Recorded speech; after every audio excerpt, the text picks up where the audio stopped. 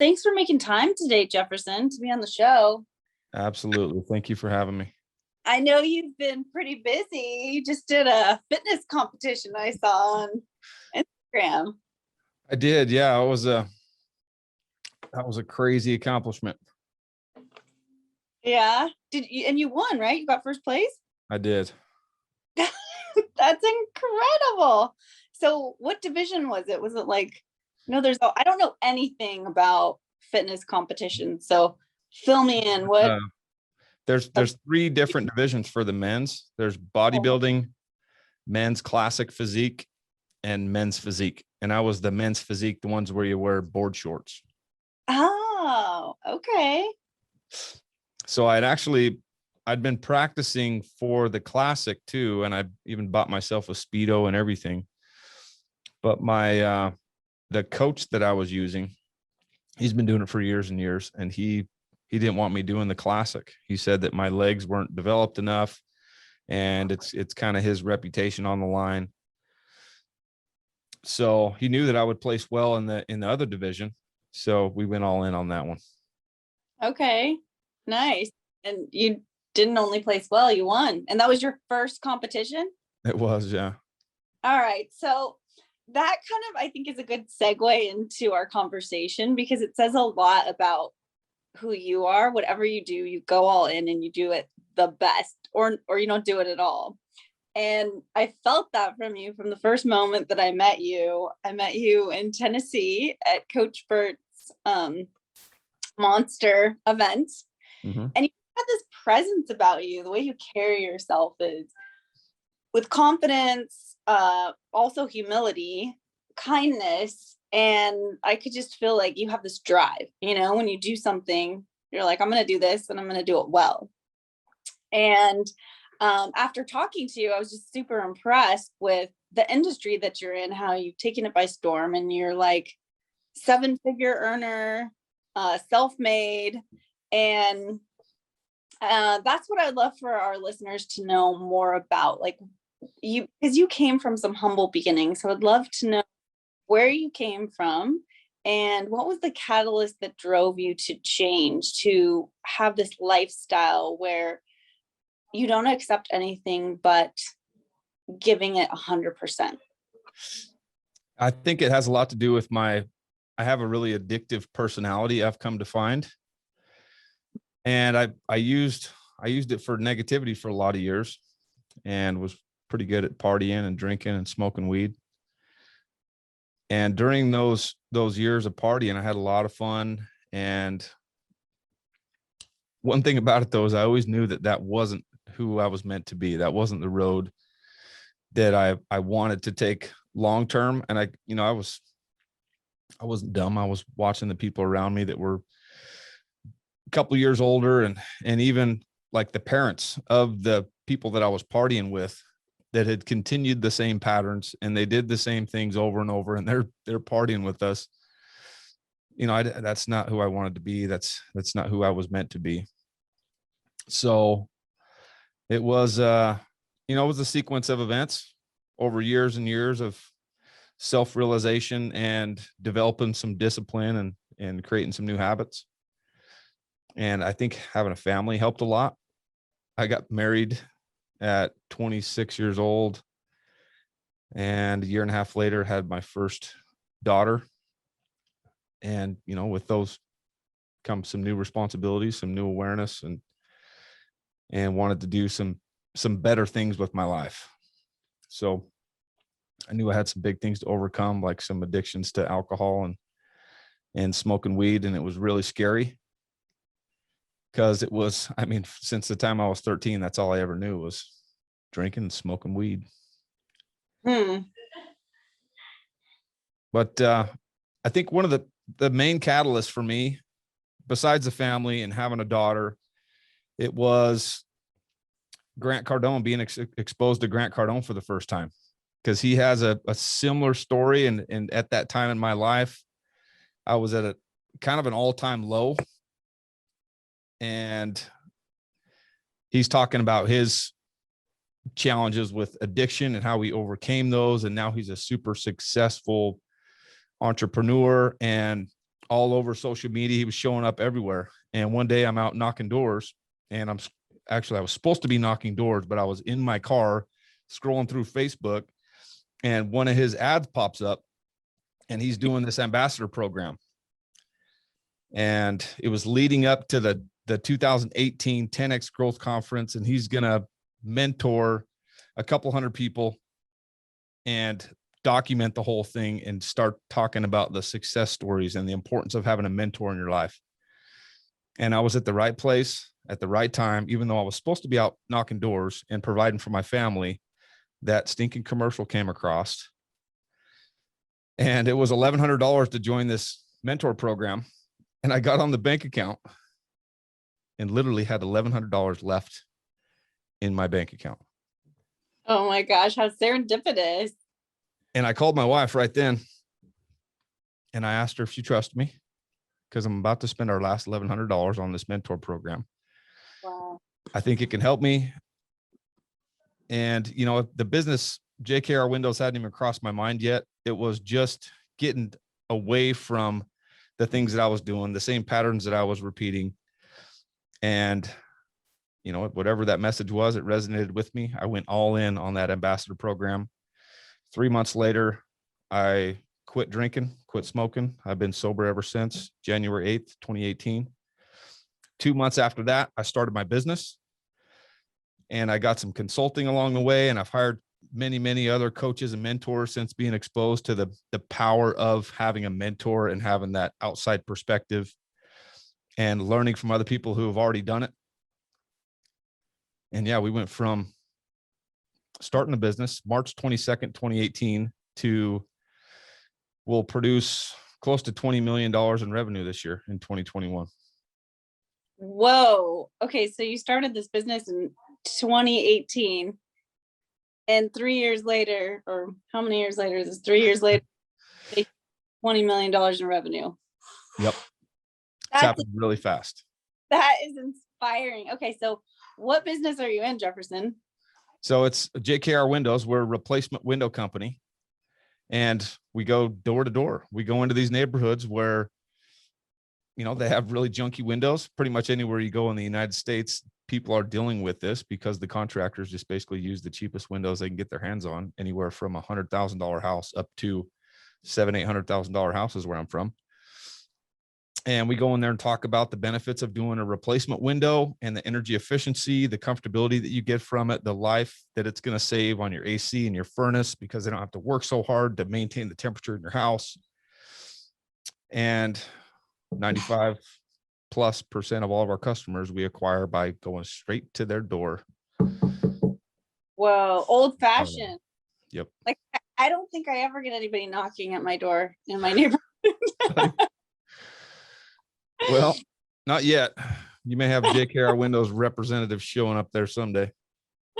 So how does that work? Like, this is real old school connection, like this physical resonance with somebody in their space. So how do you do that when you go and it's like this cold knock? You don't know somebody.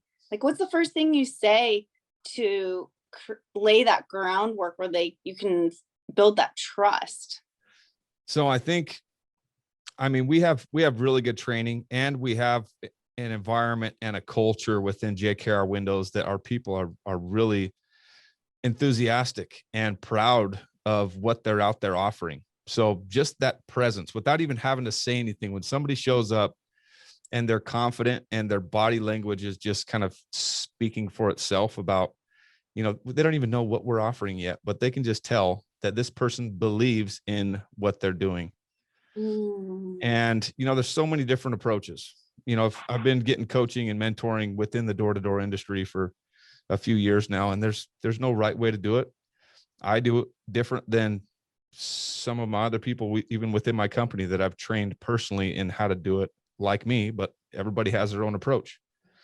When I show up, I'm kind of an intimidating guy as it is. So I try and just stand a little sideways so I don't seem so wide and intimidating. And I always have a smile on my face.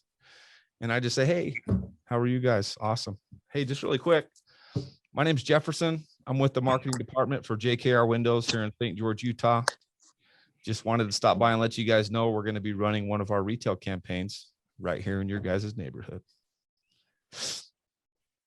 So it's very straightforward. We have a script and we have a training system where we can take somebody from whatever kind of background that's willing to come in, they're coachable and they want to have an opportunity to make a higher income. Everything from restaurants to construction to the medical industry, plumbers, roofers, painters. And we show these guys how to do sales and knock on doors and go from making 25 grand a year to 25 grand a month. And would you say you learned the framework of how to build a successful business from Grant Cardone? I got a lot of valuable things from studying Grant Cardone and going through his Grant Cardone University.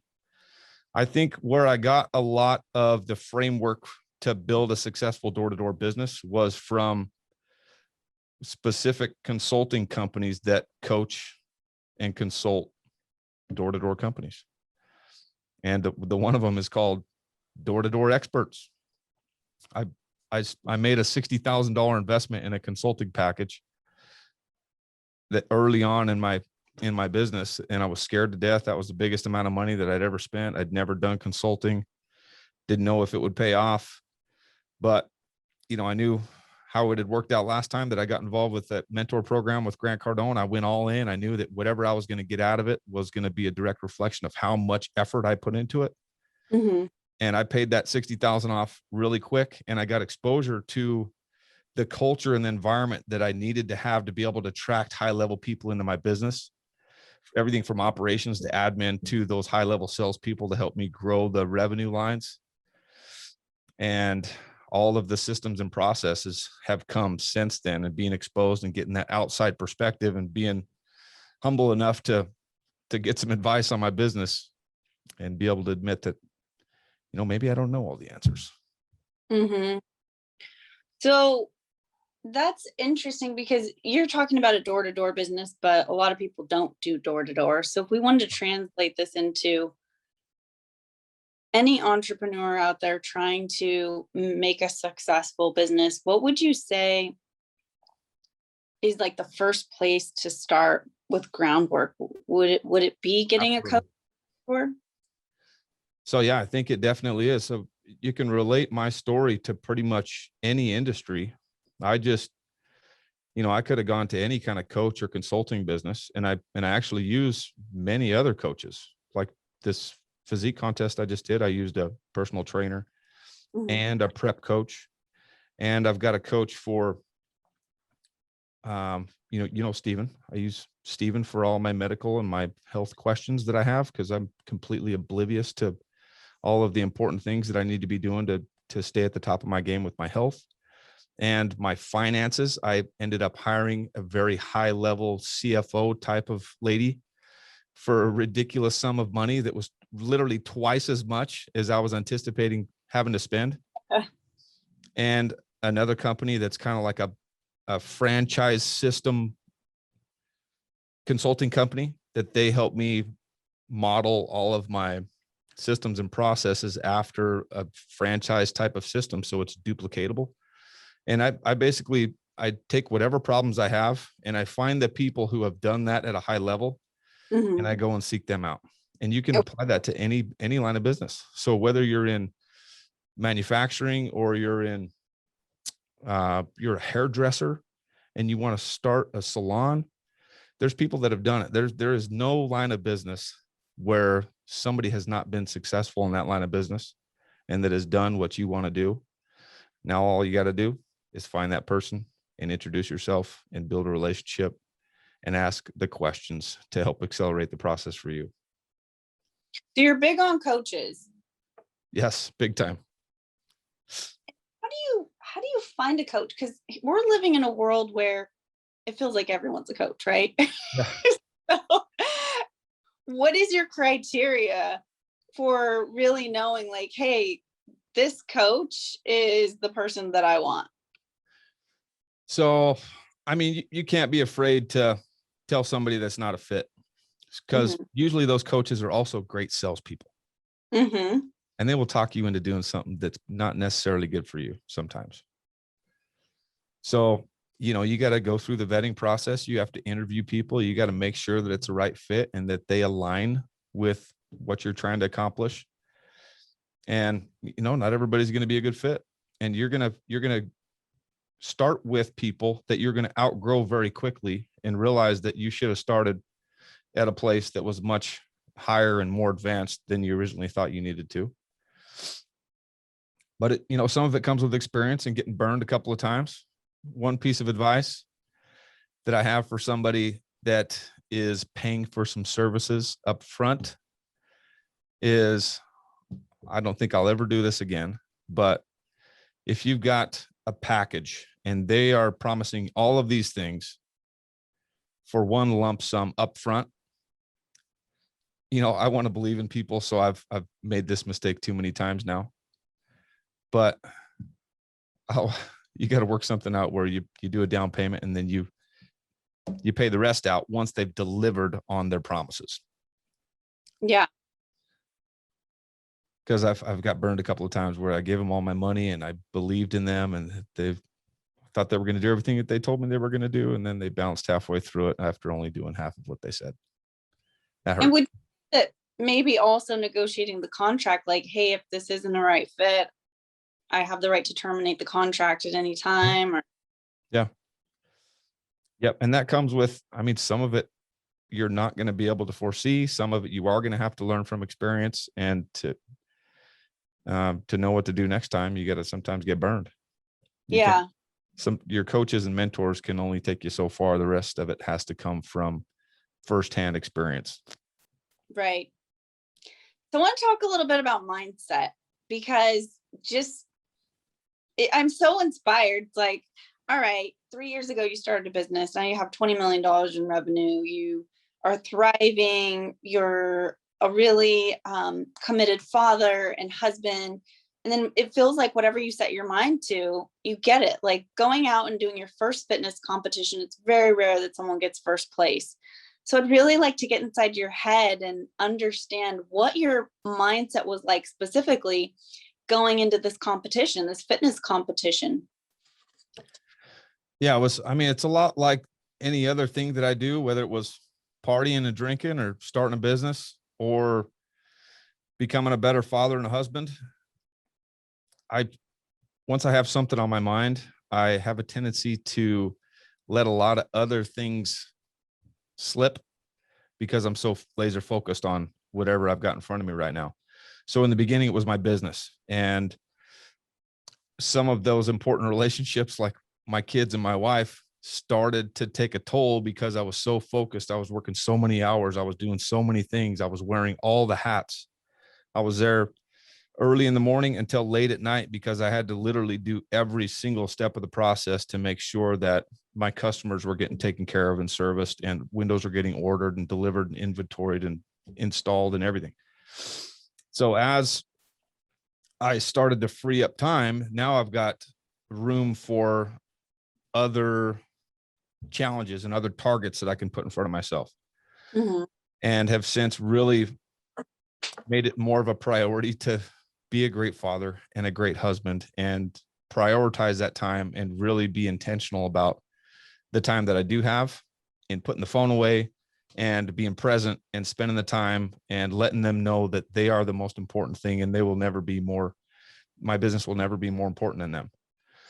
And then when I finally made the decision to do this physique show, my personal trainer is a bodybuilder. He's been doing it for years and years and years.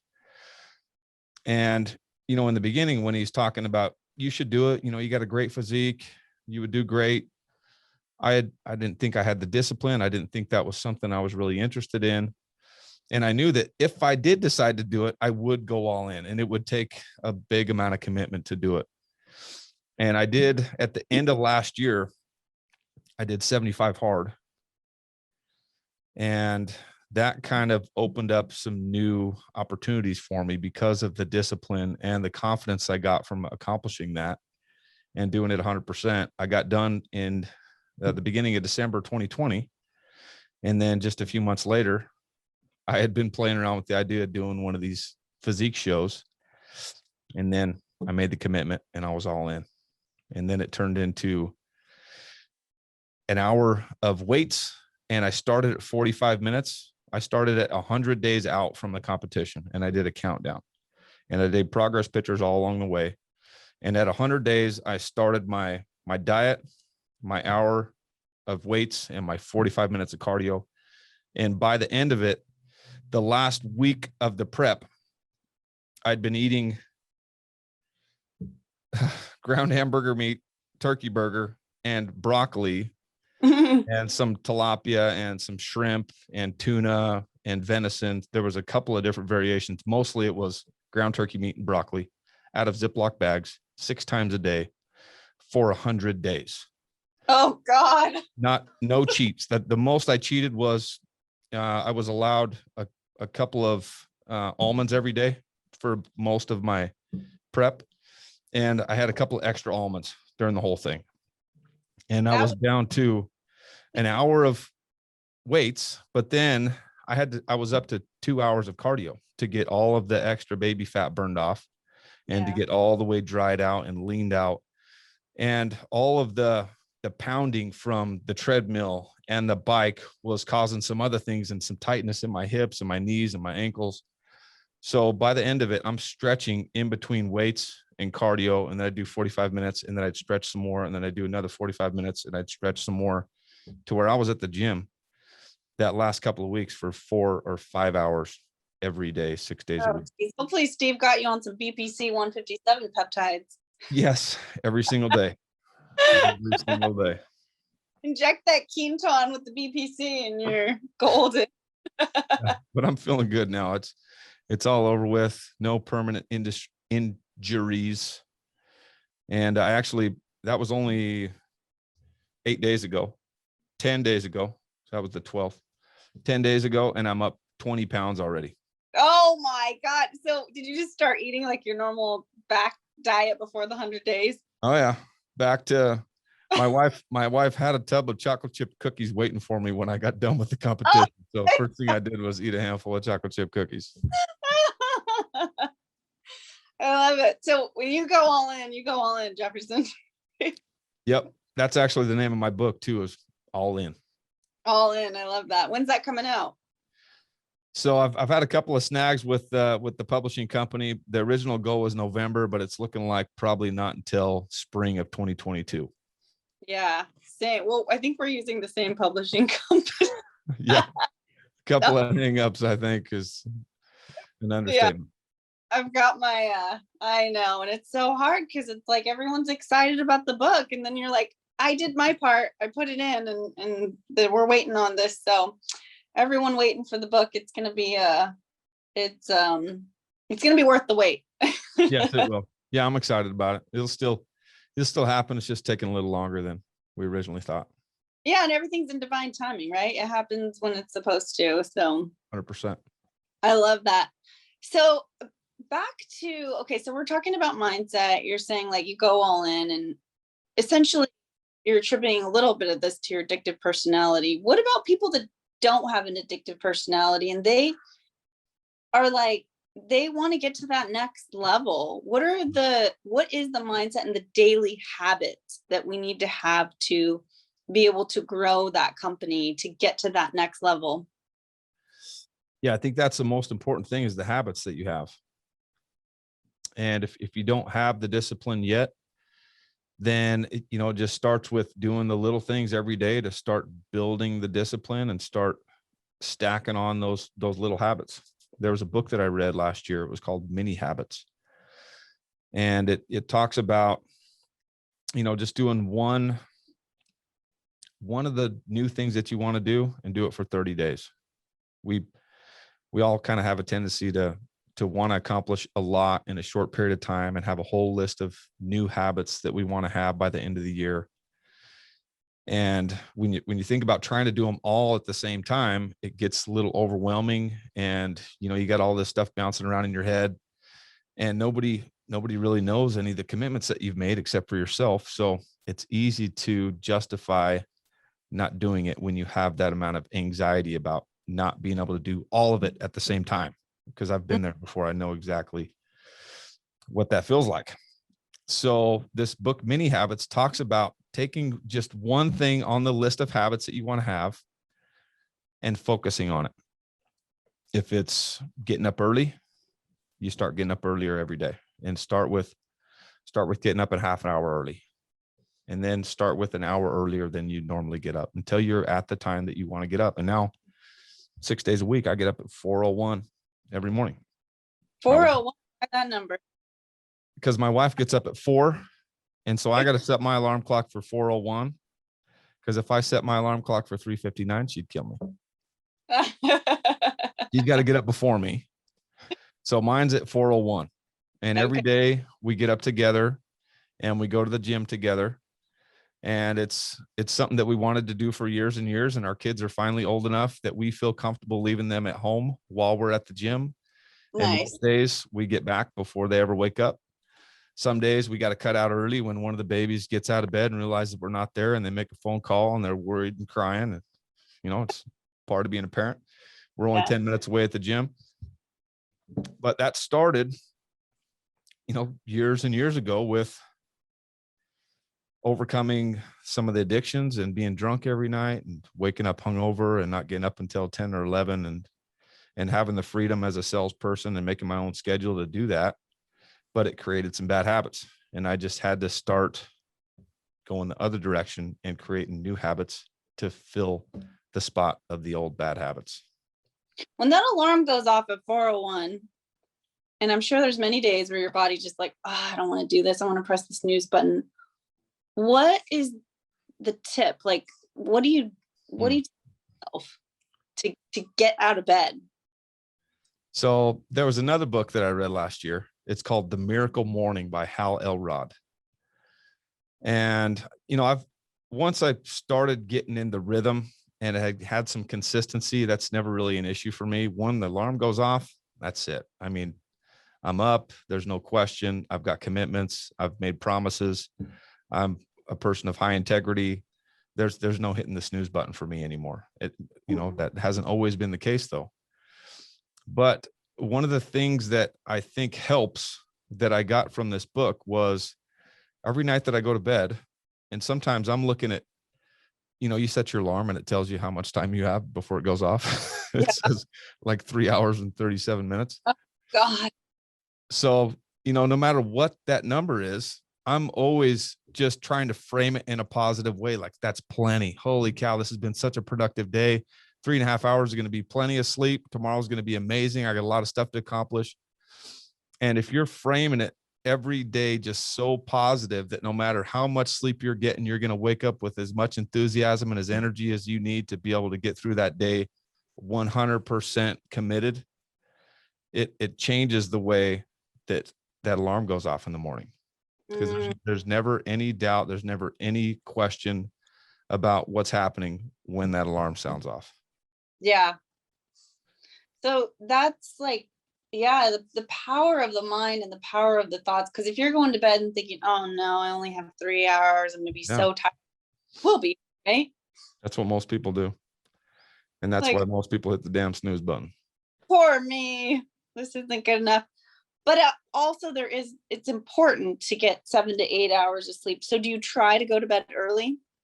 So, I mean, Steve keeps telling me that's the number one thing that I need to focus on right now, is getting my at least 6 hours. And I haven't been listening. So, I mean, I know it's important, but for me right now, you know, there's a season for everything in life. You know, there was a season when I was raising kids and me and my wife had dreamed about being able to go to the gym together. And there was a season in life where I was struggling and getting my teeth kicked in and not knowing what direction to go, and not ever been exposed to the coaching and the mentoring, and just barely scraping by, living paycheck to paycheck. And now I'm in this season in my life where it's every single day I'm trying to maximize on every single hour with my business, with my personal development, my reading, my goals, my gratitude journal, my sales training, spending time with my kids and being able to sing songs and tell bedtime stories and having a strong relationship with my wife and having those conversations and that quality time that we need to keep our relationship strong. And sometimes I'm going to bed and I'm looking at 3.5 hours of sleep, but I know it's not going to last forever. And I feel fine. I feel like I'm getting enough energy or enough sleep to have high energy and still accomplish all the things that I need.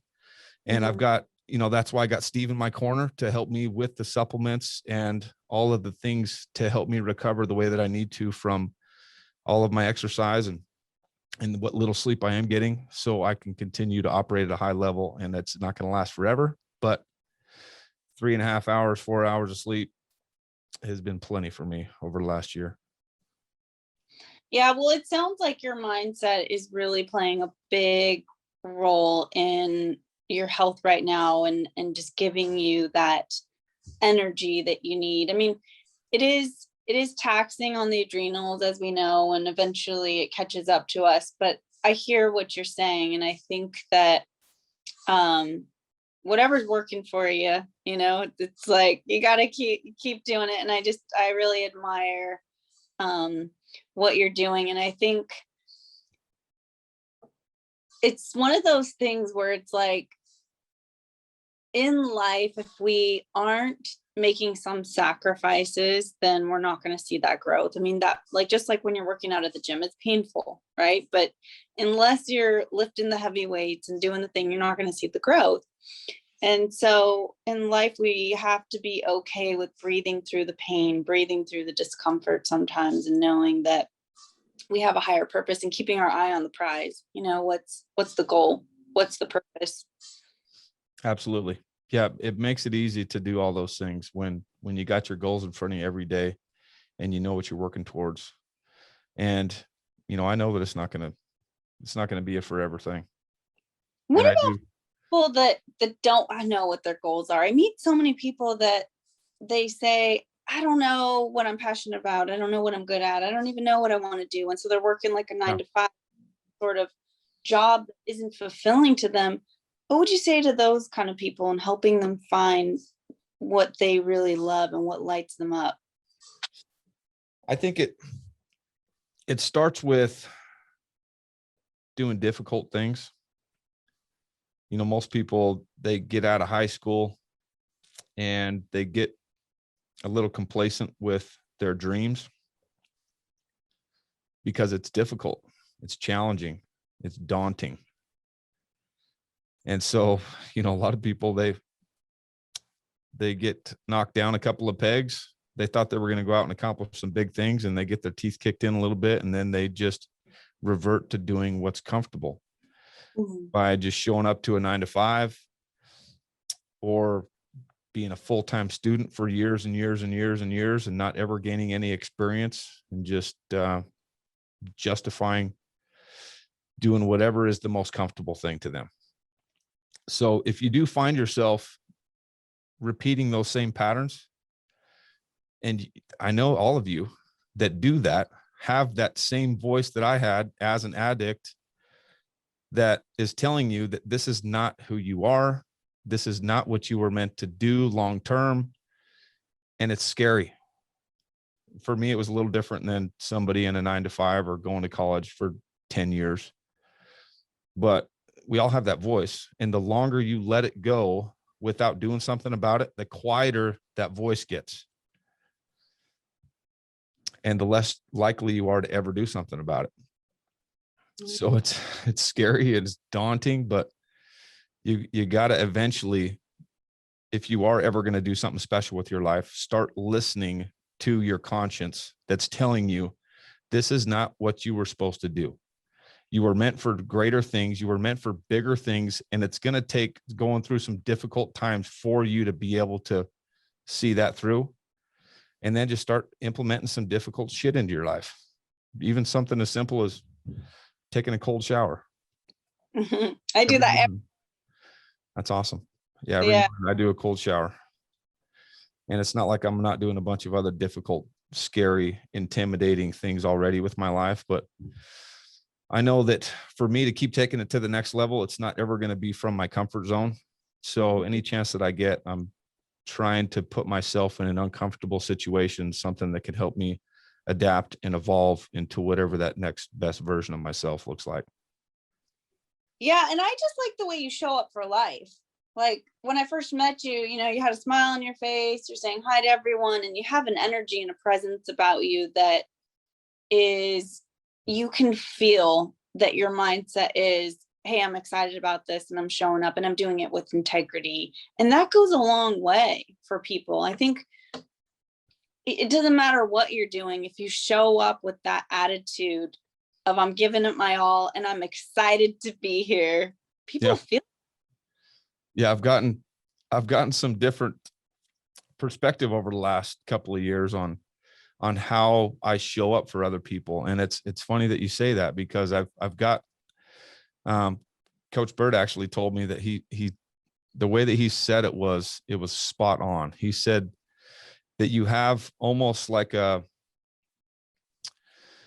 no,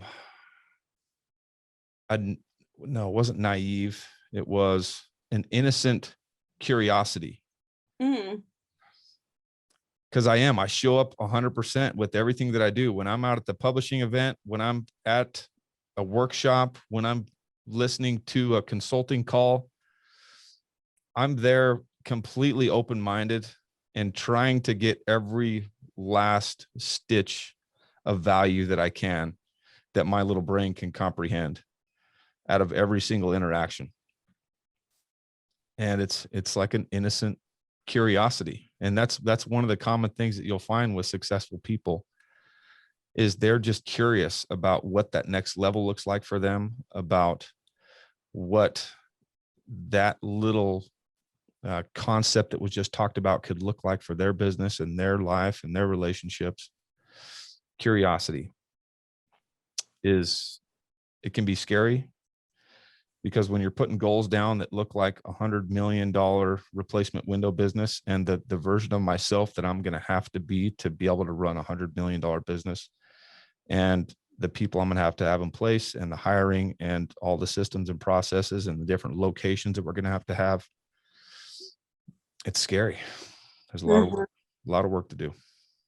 Yeah, definitely. But you take that fear, and it sounds like you transmute fear, because fear is always going to be there.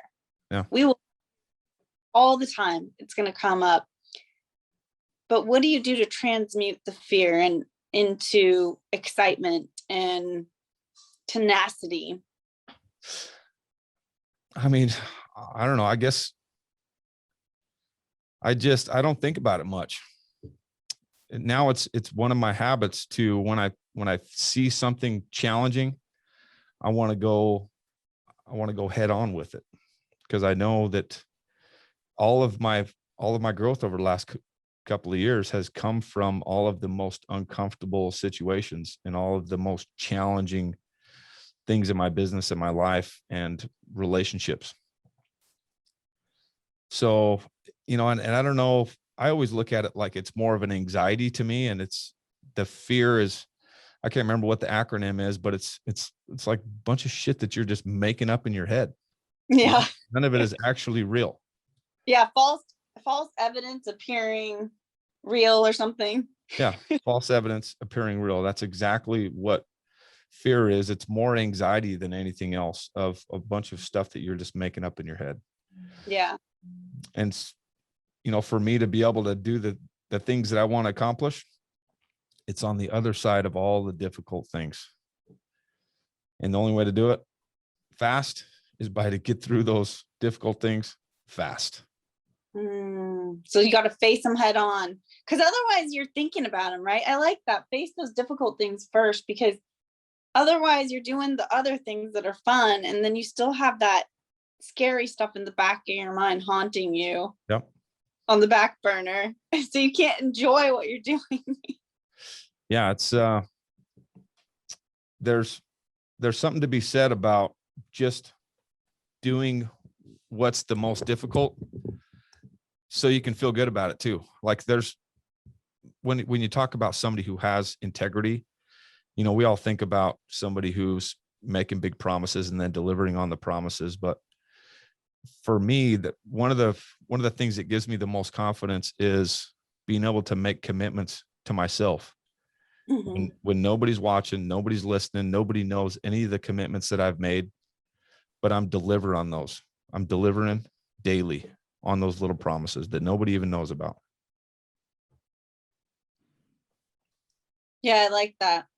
I like that. Integrity it's that intrinsic experience. It's what you know about yourself in the dark when no one else knows, the secrets that are there. And if you can fall asleep at night knowing, hey, I showed up, I did my best, I gave my best. And not everyone's going to see that either. I mean, a life is all about perception, right? So even if you're living your life with what you feel is at the highest integrity, someone else might not see it that way because they don't know everything that's going on inside. So also I feel a big part of success is not worrying about the naysayers or what people are saying. We really have to show up and know inside, did I show up the right way? And also always, taking in constructive criticism and being able to approach something from a different perspective, but not necessarily getting down on what others are saying from their perspective.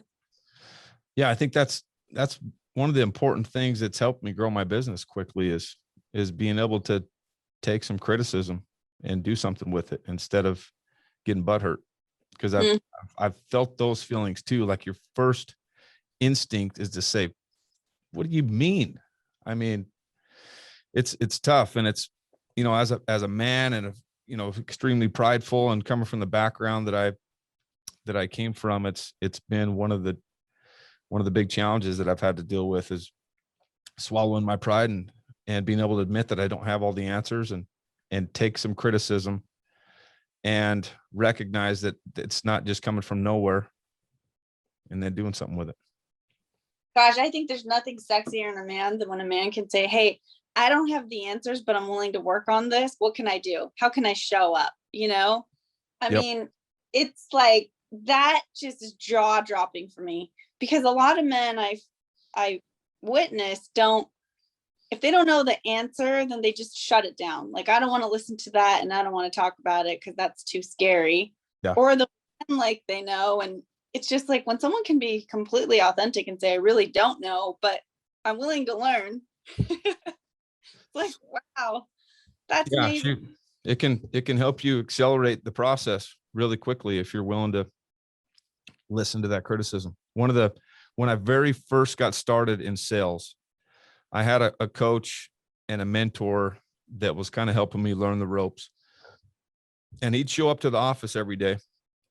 I'm in there in the conference room looking over my script or my study materials or my training course. And every day he'd walk in, I'm staring down with this scowl on my face. And it was, I'm just coming from being a contractor and being a mechanic and smoking weed for most of my teen years and never really having to interact with people. And I didn't understand the power of your facial expressions. And I always had this scowl on my face.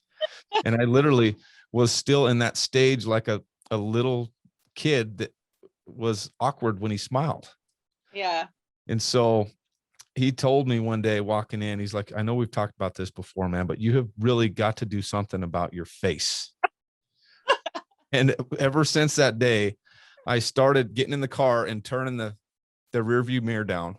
And so it was pointed straight back at me while I'm driving anywhere I'm going. And I still do this today. And I just practice my smile. And I got some jingly teeth and I got some funny stuff going on here, but it's become a lot easier to smile than it used to. So I can whip it out when I'm walking by somebody at the grocery store or when somebody's flipping me off driving by because I just cut them off on accident or something. I just smile everywhere I go now. And how has that changed your life from going from the scowl to the smile? Because the way we show up, it's like mirrored back to us, right? So how is it in your interactions with people? I mean, it's been a game changer. It's helped me make a lot of money. People just have a tendency to trust you more when you look pleasant, and I'm a big intimidating guy, and without a smile, I'm even more intimidating. And then, you know, when it comes to building relationships and having people warm up to you faster, you know, just like one of the first things you remember about me is I'm walking around the lodge, just trying to hold my smile and talk to everybody and say hi, because I know that if I get in my head for even 30 seconds, I went from looking very pleasant and approachable to, holy shit, this guy's an asshole. I mean, what is he doing here? Yeah, no, I totally felt your presence. You're just like smiling and really kind to everyone. But I can see what you're talking about. You're really tall and big, and how that could be scary if you had a scowl on your face. Yep, I got a serious resting bitch face. I mean, it's bad too. Like, even from a smaller, petite woman like myself, you know, even if I have a scowl on my face, like, people don't like that. They don't want to be around you. Yep. Yeah, it gives off a completely different first impression, and it's made a big difference in my life. Just and even just the way that I feel about myself and the energy that I have going about my day. You know, not only can you change somebody else's day by just walking by and smiling at them, but you hold a smile all day and just try and be negative. It's hard to be negative when you just got a smile on your face. No, I love that statement. I'll try to hold a smile and be negative. It's impossible. So it's like you're retraining your own neural networks, you're laying new neural pathways when you smile every day. Absolutely. And it takes practice. Coming from the kind of background that I came from, you got to first be open to it, because when he told me that, I mean, my first instinct was to get pissed and to say, fuck you, dude.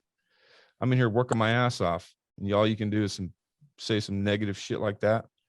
Well, nobody wants to hear you need to work on your face. Yeah. But I did something with it. And I mean, if it's something that you struggle with, try it. Turn your rearview mirror down and just practice that smile. It ain't going to be easy in the beginning. If you were like me, it was this awkward kind of quarter smile with but it's worked out pretty good for me. Yeah, well, I can't see you going door to door without a smile. I mean, I wouldn't want to open my door to someone who didn't have a smile on their face, right? Yeah, it was challenging in the beginning, because I didn't realize it for many, many months, that how much power my smile had while I'm sitting there at the door, when they're looking out, seeing me, whether I realized it or not. And if I had a scowl, I'm a lot less likely to get an answer. Yeah, they're not going to open the door. So what percentage of doors actually open? I'm really curious. When you come and knock on someone's door and they're not expecting, they're like, who is this guy at my door? Like, what percent open the door? I would say, I think it's about 25%. Okay. So out of every 100 doors you hit, you're going to talk to 25 people. So and that's a lot of it's more, depending on where you're at and what time of day you're knocking. Sometimes you get more, but if you look at the averages across all of Utah and Southern Nevada where we knock, it's about 25%. So you got to hit a lot of damn doors to talk to people. Yeah. So you got to have your walking shoes on and your smile ready. Yep. And I've got, whenever I go out training, that's the one, you know, some of the feedback that I get is, you know, no matter what the circumstances were or what that customer was throwing at me, I'm standing there with a great big smile on my face. That's right. Well, you know, it's crazy, you know, talking about hydration, water molecules and all that stuff. I really, truly believe that even your smile is sending a signal to message all of the molecules in your body, your water molecules, that sending that memory and that signal to your body, like, I'm happy. Absolutely. Yep. Energy, the positive energy has just as much power as the negative, and I choose the positivity. Yes. I've got to experience plenty of the negative to last a lifetime, and now I've realized the power of that positivity, and there is no room for the negativity where I'm going. So if we could end with 3 tips that you would give anybody who wants to get into sales, what would they be?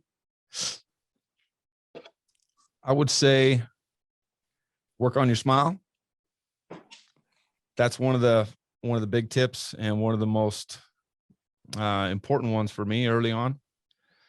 And then the training, there's all kinds of training out there. Find something that resonates with you. Grant Cardone is one that I really enjoy.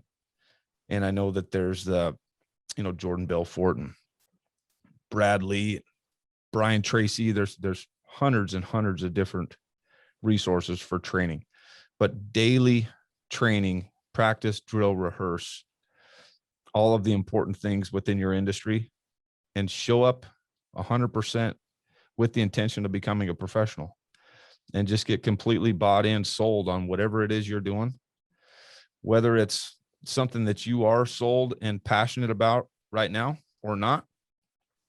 One way for you to increase your income and your ability to make a higher income is to, whatever you're selling, just get completely bought in and sold and convinced that what you're doing is right for the customer, and then go out and deliver. So one of the things that helped me early on was doing that, getting completely bought in, sold, convinced that what I was doing was right, and then following it up with the actions and actually becoming a person of high integrity and making those big commitments with the intention of following through if it ever comes down to it. That these people, they want to do business with people, or you would not be sitting in front of them.